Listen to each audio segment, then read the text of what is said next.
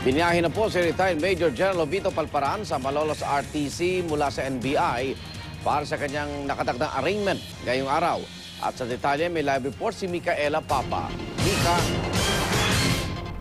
Igan, nakatakdangang dumating dito sa Malolos RTC ngayong umaga si retired Major General Jovito Palparan para sa pagbasa ng sakdal sa kanyang kaso na kidnapping with serious illegal detention. Kaugnay pa rin yan sa pagkadakip umano sa mga UP students na sina Cayon Empeño at Sherlyn Cadapan. So sa ngayon, Igan, wala pa tayong nakikita na dagdag na security preparations dito sa paligid ng Malolos RTC at pati na rin dun sa Bulacan Provincial Jail na nasa likod lamang nitong gusali ng RTC na kung ating babalikan, dito dapat i-commit si General Palparan.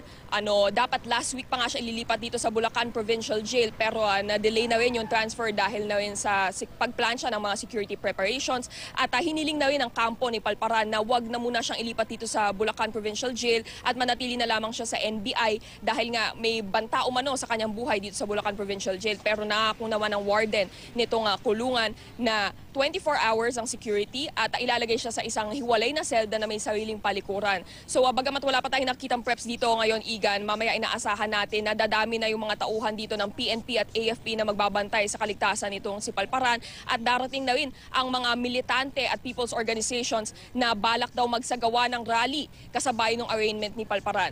So yan muna ang latest mula dito sa Malolos RTC. Balik sa iyo, Igan. Maraming salamat, Micaela Papa.